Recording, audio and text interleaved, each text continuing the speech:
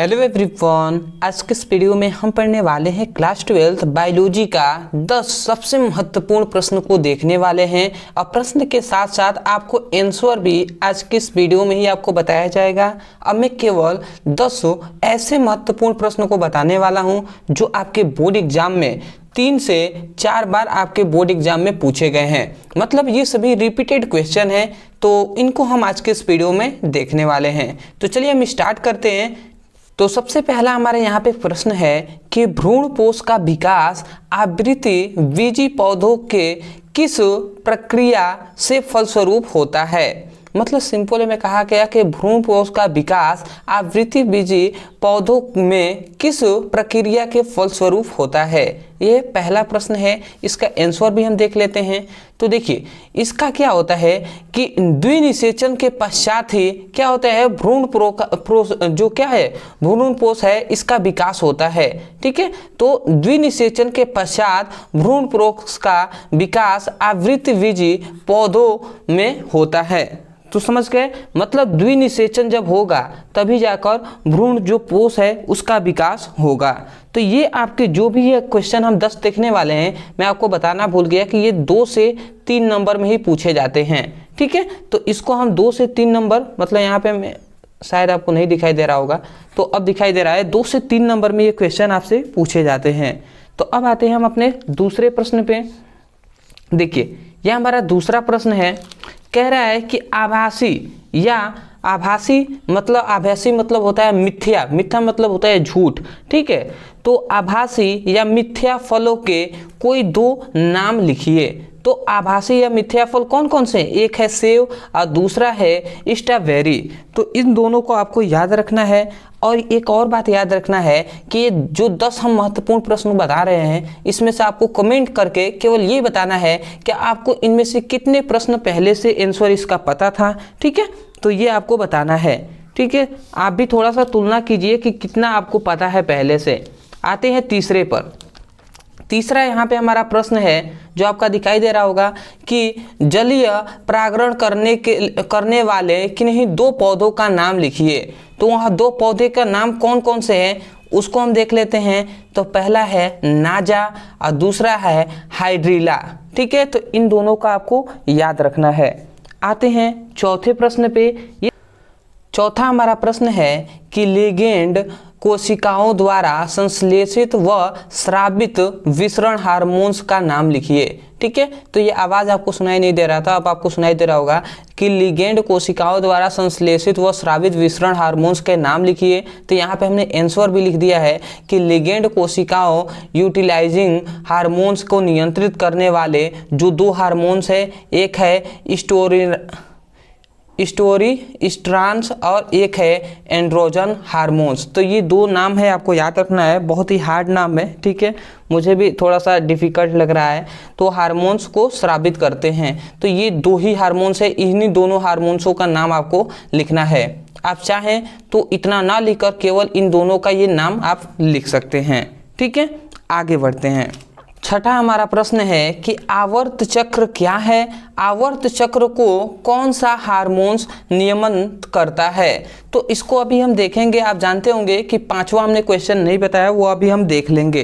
तो समझते हैं कि आवर्त चक्र क्या होता है। यहाँ पे हमने सिंपल भाषा में लिखा हुआ है कि मादाओं में अंडाणु निर्माण 28 दिनों तक चक्र में होता है। 28 दिनों के चक्र में होता है, मतलब जो मादाएं होती हैं, मादाओं में अंडाणु निर्माण जो होता है वो 28 दिनों के चक्र में होता है, जिसे आवर्त चक्र या मानसिक चक्र कहते हैं। ठीक है, तो जो मादाएं जो होती है, जो महिलाएं होती है, उनमें अंडाणुओं का जो निर्माण होता है वो 28 दिनों में हो जाता है, तो उसे ही हम आवर्त चक्र या मानसिक चक्र कहते हैं। ठीक है, उसके बाद यहाँ पे आपको याद रखना है, ये सभी बातों को थोड़ा सा मैं ऊपर कर देता हूँ कि यहाँ पे फिर से आपको लिखना है कि प्रत्येक स्त्रियों में यह चक्र 12 से 13 वर्ष की आयु में प्रारंभ हो जाता है तथा 45 से 55 वर्ष की आयु में खत्म हो जाता है।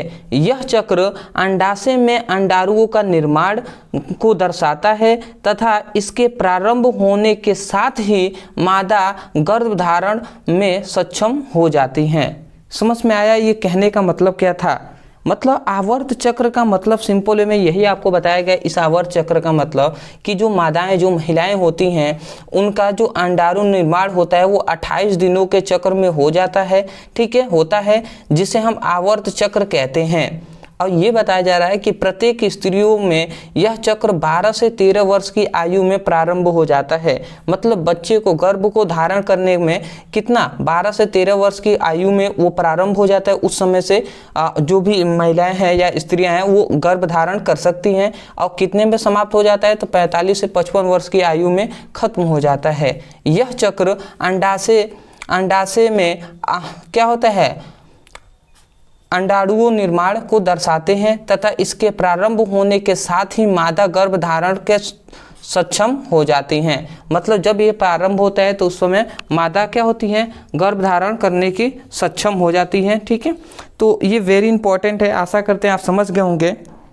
7वां हमारा प्रश्न है कि वंशागति के क्रोमोसोमवाद को किसने प्रस्तावित किया? तो ये किसने प्रस्तावित किया था? तो दोनों ने मिलकर किया था। एक है सटन और एक है बोबेरी। तो इन दोनों का आपको याद रखना है नाम। आते हैं अपने 8वें प्रश्न पे। तो 8वां हमारा यहाँ पे प्रश्न आपको दिखाई दे रहा होगा, कह रहा है कि प्रसव क्या है। यहाँ पे सिंपल में कहा गया कि जो प्रसव होता है ये क्या होता है, और प्रसव को प्रेरित करने में कौन से हार्मोन शामिल या होते हैं, तो ये आपसे पूछा जा रहा है। तो प्रसव क्या है, ये हमारा मुख्य है, तो इसको हम सबसे पहले देख लेते हैं। आंसर बहुत ही सिंपल है, ठीक है, ये बात आप समझ रहे हैं। देखिए यहाँ पे कहा गया, उत्तर में यही आपको बताया गया कि प्रसव का मतलब होता है गर्भकाल पूरा होने पर पूर्ण विकसित शिशु जो होता है, मतलब जो बच्चा होता है वो माता को गर्भ से बाहर आना ही क्या कहलाता है, प्रसव कहलाता है। मतलब प्रसव का सिंपल सा अर्थ यही होता है, मतलब इसका परिभाषा यही होता है कि जब क्या होती है, जब क्या होता है, बच्चा पैदा होता है तो उसी को हम प्रसव कहते हैं सिंपल भाषा में। तो वही यहाँ पे कहा जा रहा है कि गर्भकाल पूरा होने पर पूर्ण विकसित जो शिशु होता है, जो क्या होता है, पूरी तरीके से विकसित हो जाता है बच्चा, ठीक है, तो शिशु का माता के गर्भ से बाहर आना ही क्या कहलाता है, प्रसव कहलाता है। इस दौरान गर्भाशय फैल जाता है जिससे गर्भाशय में से शिशु बाहर आ जाता है। समझ गए होंगे कि जब इस दौरान क्या होता है, गर्भाशय फैल जाता है जिससे गर्भ से शिशु जो होता है, बच्चा होता है, वो बाहर आ जाता है। समझ गए ना? तो वेरी सिंपल ये है। तो आशा करते हैं आप समझ गए होंगे। आते हैं अगले प्रश्न पे। आते हैं अपने 5वें ये प्रश्न जो हमने अभी कहा था कुछ देर बाद कराते हैं। तो यहाँ पे हमने लिख दिया है कि अपूर्ण प्रभाविता तथा स्वप्रभाविता में जीन रूपों और दृश्य रूपों का अनुपात बताइए। मतलब अपूर्ण जो प्रभाविता है और स्वप्रभाविता है उसमें जीन रूप और दृश्य रूपों का अनुपात क्या होता है। तो वही बात होता है कि कितना अनुपात होता है, 1:2:1 का अनुपात होता है, ठीक है। तो वही हमने लिखा हुआ है। देखिए हमने लिखा है कि अपूर्ण प्रभाविता, ठीक है, स्वप्रभाविता दोनों में ही जीन रूप और दृश्य रूपों में 1:2:1 का अनुपात होता है। तो ये आपका वेरी सिंपल है, आसानी से याद रखिएगा, वेरी इंपॉर्टेंट है क्वेश्चन, ठीक है। तो हमने अब आते हैं अपने अगले जो 9th हमारा प्रश्न है। 5वां एक प्रश्न हमने छोड़ दिया था, वही आपको बता दिए, ठीक है। 8वां तो अभी हमने जस्ट देखा हुआ है। तो ये हमारा आता है 9th प्रश्न।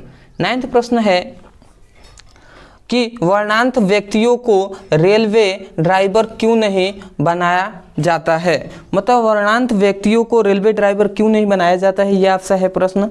वर्णांत एक क्या है, आँख की बीमारी है, ठीक है। वही कहा जा रहा है कि चूंकि वर्णांता रोग से ग्रसित व्यक्ति लाल और हरे रंग, याद रखेंगे, लाल रंग और हरे रंग में अंतर नहीं कर पाते, ठीक है।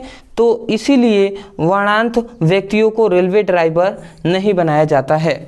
मतलब वर्णांत एक क्या है, आँख का रोग है जिसमें जो लाल है और जो हरा रंग है उसका पहचान नहीं कर पाते हैं। आप जानते हैं खतरा वाला जो संकेत है उसे हम रेड जो क्या होता है, कपड़ा होता है, झंडा होता है, उससे दिखाया जाता है।